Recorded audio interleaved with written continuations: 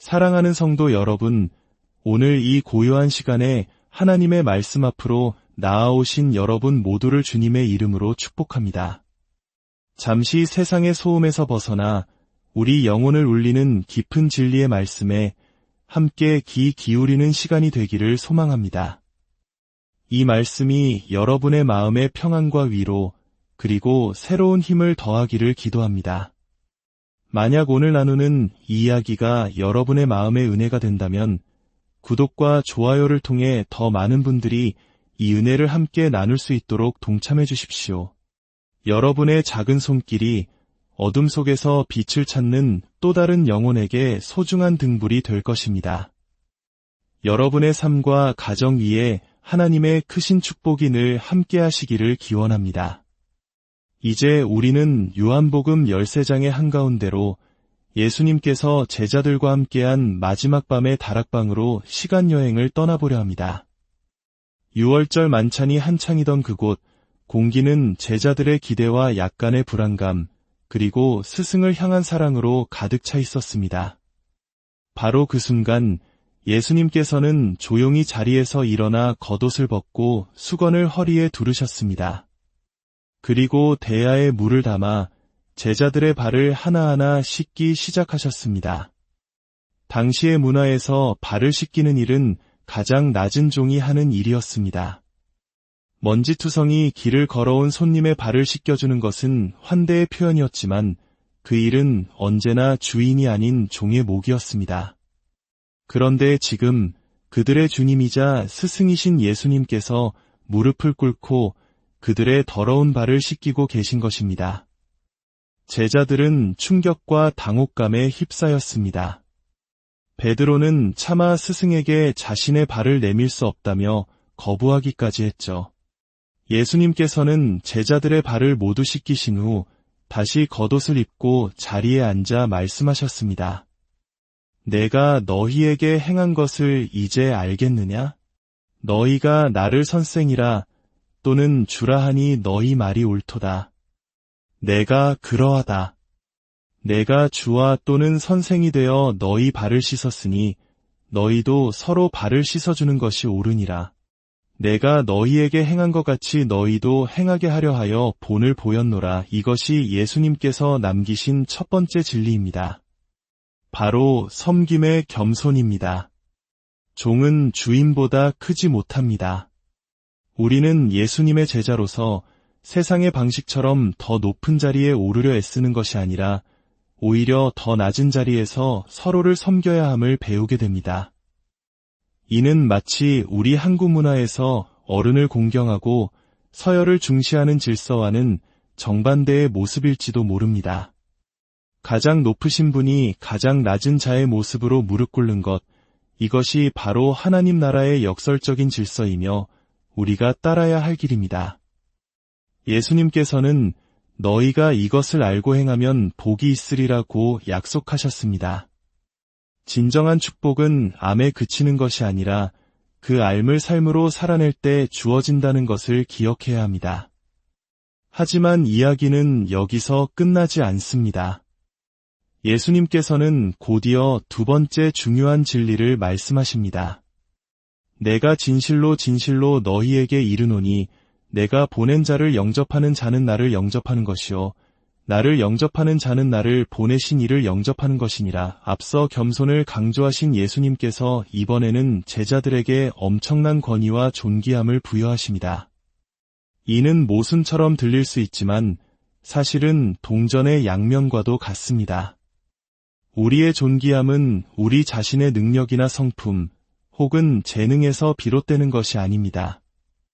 우리의 존귀함은 오직 우리를 부르시고 보내신 분, 바로 예수 그리스도로부터 나옵니다. 이는 마치 한 나라의 왕이 보낸 특사와 같습니다. 그 특사 개인은 평범한 사람일 수 있지만 그가 왕의 메시지를 가지고 있기에 그는 왕의 권위를 대표하며 함부로 대할 수 없습니다. 마찬가지로 우리 그리스도인들은 이 땅에서 그리스도의 대사로 살아갑니다. 우리가 세상 속에서 복음을 전하고 예수님의 사랑을 나눌 때 사람들은 우리를 통해 예수님을 만나게 됩니다. 그리고 예수님을 영접하는 것은 곧 하나님 아버지를 영접하는 것과 같습니다. 그러므로 우리는 스스로를 과대평가하여 교만해져서도 안 되지만 동시에 세상의 조롱과 비난 앞에서 스스로를 과소평가하며 이축될 필요도 없습니다. 우리는 부족하고 연약하지만 우리 안에는 온 우주보다 크신 하나님의 부르심과 사명이 담겨 있습니다. 이 사실을 기억할 때 우리는 겸손하지만 담대하게 세상 속에서 빛과 소금의 역할을 감당할 수 있게 될 것입니다. 이 놀라운 가르침이 오가던 다락방의 분위기는 그러나 예수님의 다음 말씀으로 인해 순식간에 얼어붙고 맙니다. 예수님께서는 갑자기 깊은 고뇌에 잠기시며 그 영혼이 괴로워하는 모습을 보이셨습니다. 그리고 마침내 무겁게 입을 여셨습니다. 내가 진실로 진실로 너희에게 이르노니 너희 중 하나가 나를 팔리라. 충격적인 선언이었습니다. 제자들은 서로를 쳐다보며 어찌할 바를 몰랐습니다. 우리 중에 배신자가 있다니? 대체 누구를 두고 하시는 말씀인가? 그들의 마음속에는 의심과 불안이 소용돌이쳤습니다.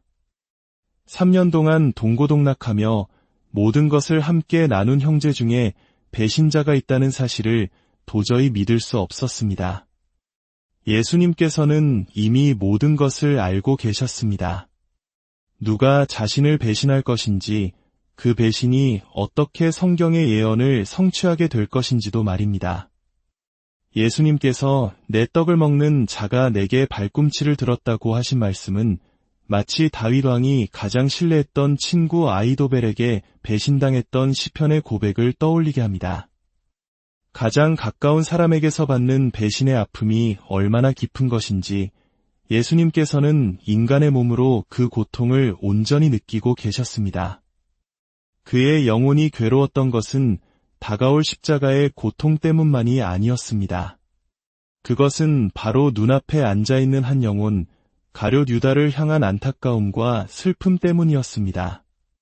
3년 동안이나 예수님 곁에서 가르침을 듣고 기적을 보았지만 그의 마음은 결국 어둠을 선택했습니다. 예수님께서는 마지막 순간까지도 유다에게 기회를 주셨습니다. 당시 만찬에서 주인이 손님에게 빵 한 조각을 적셔서 주는 행위는 특별한 존중과 우정의 표시였습니다.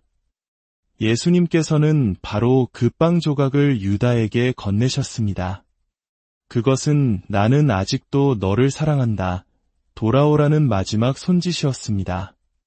하지만 유다는 그 빵 조각을 받은 후 사탄이 그의 마음에 온전히 들어가도록 허락했습니다.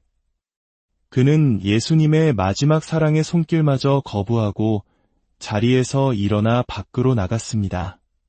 그리고 성경은 그 순간을 이렇게 기록합니다. 그가 나가니 밤이러라. 이는 단순히 해가 져서 어두워졌다는 의미가 아닙니다.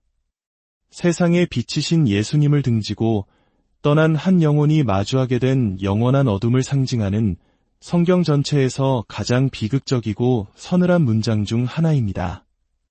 사랑하는 성도 여러분, 가룟 유다의 이야기는 오늘을 살아가는 우리에게 깊은 경고를 줍니다. 교회 안에 있다고 해서, 예수님에 대해 많이 안다고 해서, 심지어는 오랫동안 신앙생활을 했다고 해서 우리의 믿음이 안전한 것은 아닙니다. 유다는 누구보다 예수님 가까이에 있었지만 그의 마음은 세상의 재물과 욕심을 향해 있었습니다. 그의 위선은 너무나도 완벽해서 다른 제자들은 아무도 그를 의심하지 못했습니다. 우리는 스스로의 마음을 정직하게 돌아보아야 합니다. 나는 정말로 예수님을 나의 주인으로 섬기고 있는가? 아니면 유다처럼 나의 욕망을 채우기 위한 수단으로 신앙을 이용하고 있지는 않은가? 우리는 사탄이 우리의 마음의 의심과 탐욕의 씨앗을 심지 못하도록 늘 깨어 기도하며 하나님의 전신갑주로 무장해야 합니다. 하지만 이 비극적인 이야기 속에서도 우리는 놀라운 소망을 발견합니다. 인간의 가장 악한 배신과 음모 속에서도 하나님의 위대한 구원의 계획은 한치의 오차도 없이 진행되고 있었다는 사실입니다. 하나님께서는 유다의 배신, 빌라도의 비겁함, 군중의 어리석음, 이 모든 어둠의 세력들을 사용하여 인류를 구원하실 십자가의 길을 이루셨습니다. 모든 혼돈과 악의 배후에서 모든 것을 합력하여 선을 이루시는 하나님의 주권적인 손길이 일하고 있었던 것입니다. 이 사실은 오늘날 혼란스러운 시대를 살아가는 우리에게 큰 위로를 줍니다. 때로는 우리의 삶이 이해할 수 없는 고난과 부조리로 가득 찬 것처럼 보일 수 있습니다. 세상은 악이 승리하는 것처럼 보일지도 모릅니다. 그러나 기억하십시오. 2000년 전 예루살렘의 그 밤을 주관하셨던 하나님께서 지금 이 순간 우리의 삶 또한 다스리고 계십니다. 그 어떤 혼돈과 악의 세력도 하나님의 구원 계획을 막을 수 없습니다. 그러므로 우리는 우리 자신을 믿는 것이 아니라 오직 하나님을 신뢰해야 합니다. 그분께서는 가장 어두운 밤을 지나 가장 찬란한 부활의 아침을 여셨습니다. 우리의 삶 속에서도 동일한 역사를 이루실 것을 믿으십시오. 오늘 우리는 예수님의 마지막 밤을 통해 세 가지 진리를 배웠습니다.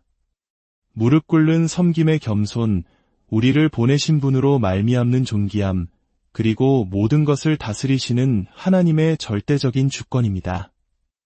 이 말씀이 여러분의 남은 한 주를 살아갈 힘이 되고 어떠한 상황 속에서도 흔들리지 않는 믿음의 반석이 되기를 간절히 기도합니다. 함께 기도하겠습니다. 전능하신 하나님 아버지, 오늘 저희에게 귀한 말씀을 허락하시니 감사합니다. 예수님께서 보여주신 겸손한 섬김의 본을 따라 살게 하시고 세상 속에서 그리스도의 대사로서의 존귀함을 잃지 않게 하옵소서. 가룟 유다의 모습을 통해 저희 자신을 돌아보며 늘 깨어 기도함으로 악의 유혹을 이기게 하옵소서. 저희의 삶에 닥쳐오는 어떤 어둠과 혼돈 속에서도 모든 것을 주관하시는 하나님의 선하신 손길을 굳게 신뢰하게 하옵소서. 이 모든 말씀, 우리를 구원하신 예수 그리스도의 이름으로 기도드립니다.